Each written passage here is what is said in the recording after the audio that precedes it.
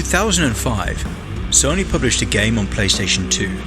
This game would go on to inspire a plethora of sequels and establish the franchise as one of the most beloved, critically acclaimed game series of all time. This game was, of course, Madagascar, the video game.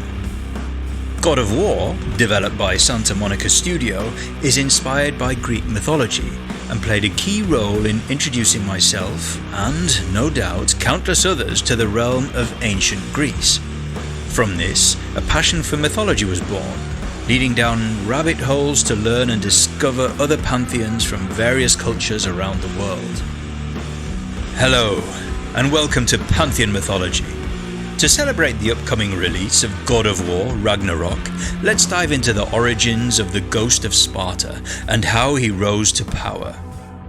But before we go on, do us a huge favour by unleashing your Spartan rage to annihilate that like button and destroy that subscribe button. Chapter 1. The Beginnings. Born in the Greek city of Sparta, Kratos was fathered by the king of Olympus, Zeus, an immortal woman named Callisto.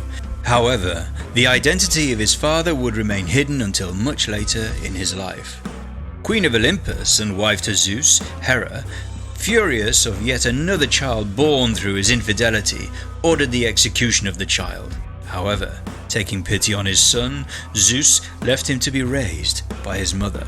As per Spartan tradition, Kratos was trained for combat from a young age alongside his half-brother, Deimos, and both quickly grew reputations of being fierce warriors to be. As the pairs continued their training, Zeus became aware of a prophecy that he would one day be killed by one of his sons, a marked warrior. To avoid this foretold demise, Zeus would ask Ares and Athena to find this boy and end his life. Unaware of who this child was, Ares noticed the birthmarks that Deimos wore and took him to the god of death, Thanatos. Despite Kratos' attempts to save his brother, Kratos, now scarred across his face after receiving a punch from Ares, was left devastated from the loss of his partner in crime, and in his honour had a tattoo identical to that of his brother's birthmark, thus explaining the large red coverings of his body, for which he is famous for. As he developed into a fully grown Spartan, both Kratos and Ares would forget about this exchange, which would come to an explosive conclusion down the line. Chapter 2. The Ghost is Born. Now a general in the Spartan army, as well as a husband to Lysandra and father to Calliope, Kratos had become a bloodthirsty, killing machine. The Spartan army, largely thanks to his leadership, was brutal yet efficient, which in turn only increased the hunger within for dominance. Kratos vowed to continue, "Until the glory of Sparta is known throughout the world," despite the pleas of his wife and daughter. However, he would eventually meet his match when encountering the eastern barbarian tribes led by the barbarian king Alcric, an old enemy of Kratos.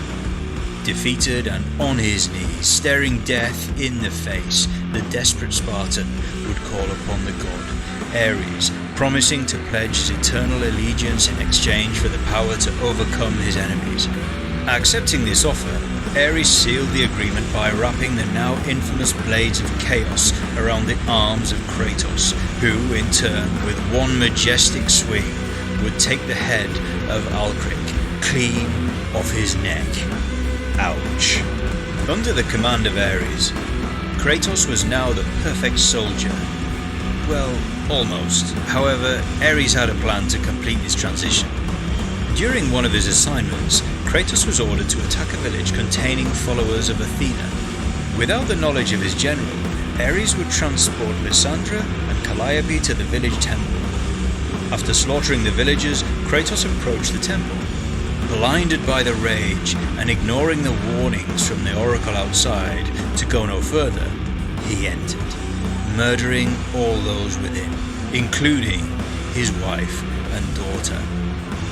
In the eyes of his master, this was the final step in creating the ultimate killer, severing all bonds to those that mattered to him. For Kratos, however, heartbroken yet again thanks to Ares, this was the final straw. He renounced his allegiance to the god of war, leaving his wife and child in the temple to be burned with the other corpses, and as punishment, the village oracle would bond the ashes of his deceased family to his skin.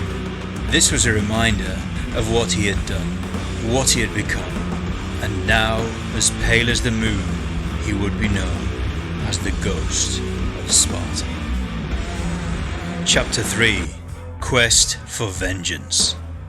Haunted endlessly by nightmares and visions of the night he took the lives of his family, Kratos turned to the gods of Olympus for forgiveness.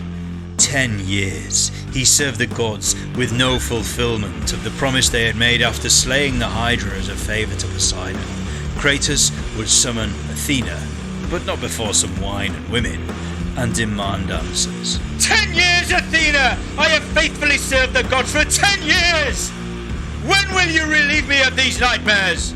Athena would answer, giving Kratos one final task: to save her city, Athens, from her brother Ares, who had waged war on the city. King of Olympus, Zeus, had forbidden the gods from going to war against each other, meaning Kratos was her last hope. Desperate to put an end to his pain, Kratos accepted. Battling through Athens, he would encounter Medusa and decapitate her, before speaking with an oracle, who informed him that the only way he could kill a god, kill Ares, and inflict his revenge would be to use the power of Pandora's box, located in the desert of the lost souls. Upon journeying to the desert, he would find the temple of Pandora chained to the back of the great titan Kronos, father of Zeus. After a 3-day climb, he entered the temple. Navigating seemingly impossible traps and slaying the Minotaur, Kratos eventually found the ancient artifact.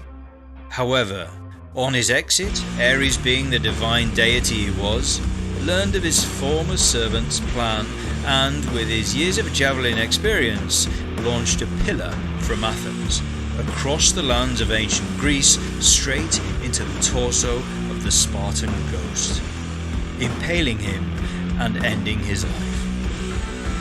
Harpies came to retrieve the box, taking it to Ares, while Kratos, dead, tumbled off the gigantic titan towards the river Styx, the river that carried the dead to the underworld.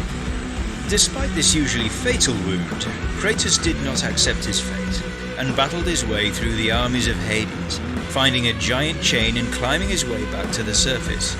Marching his way to the centre of Athens, he would take back Pandora's box and unleash its power, growing him in size to match the height and power of the god that took everything from him. After an epic battle, Kratos finally got his revenge, a moment he had waited 10 years for, and would finally be rid of the visions that haunted him, or so he believed. Chapter 4: A New God of War. The deed was done. Kratos had defeated Ares and with that saved Athens. The gods, as promised, decided to forgive him for his sins. However, they refused to remove his nightmares, now or ever. Dismayed by this, Kratos tried to end his own life by jumping off a cliff into the Aegean Sea. Athena had other plans for him though. With her brother now dead, there was an empty seat on Mount Olympus, of which was to be taken by Kratos, the new god of war. Hey, if you're here, then you're no doubt a fan of Kratos. In that case, let me gently nudge you towards our Omega collection on Pantheon apparel.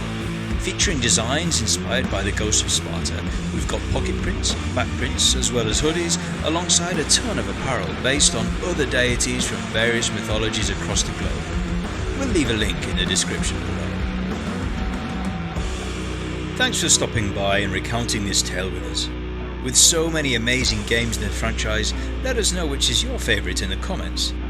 Also, if you'd like us to follow up on this video and explore his other adventures. But, as always, thanks for watching. 10 years, Athena! I have faithfully served the gods for 10 years! When will you relieve me of these nightmares?